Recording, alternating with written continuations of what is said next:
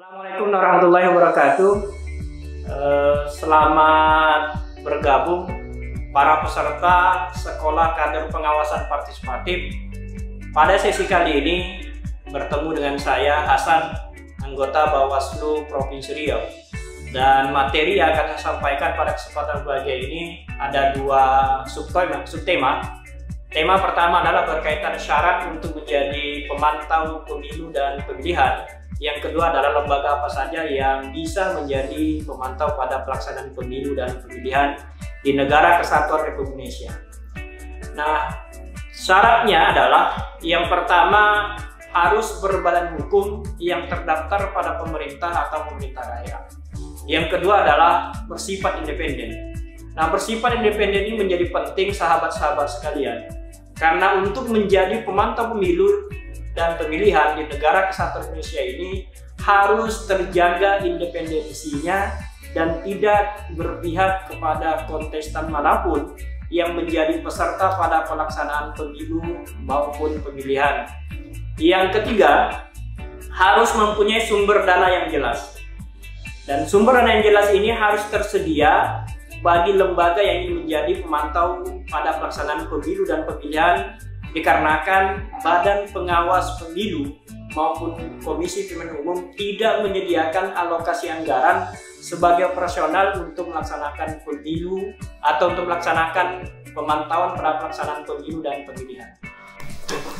Syarat keempat, teregistrasi dan mempunyai izin dari Bawaslu Provinsi dan Bawaslu Kabupaten Kota sesuai dengan cakupan wilayah pemantauannya untuk pelaksanaan pemilu, atau terdaftar dan memperoleh akreditasi dari KPU Provinsi, KPU Kabupaten Kota sesuai dengan cakupan wilayahnya untuk pelaksanaan pemilihan kepala daerah secara serentak. Kemudian ada syarat tambahan bagi pemantau asing, dan ini perlu kita ketahui secara bersama-sama. Yang pertama adalah mempunyai kompetensi dan pengalaman sebagai pemantau di negara lain. Kemudian syarat yang kedua adalah memperoleh visa untuk menjadi pemantau pemilihan dari perwakilan Negara Kesatuan Indonesia yang ada di luar negeri.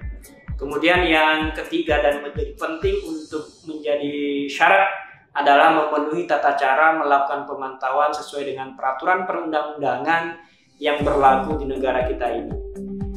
Sahabat peserta Sekolah Kader Pengawasan Partisipatif, yang perlu juga dipahami dan diketahui berkaitan dengan lembaga pemantau pada pelaksanaan pemilu dan pemilihan.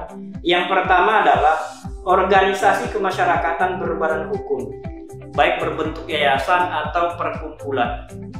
Yang kedua, lembaga pemantau pemilihan dari luar negeri.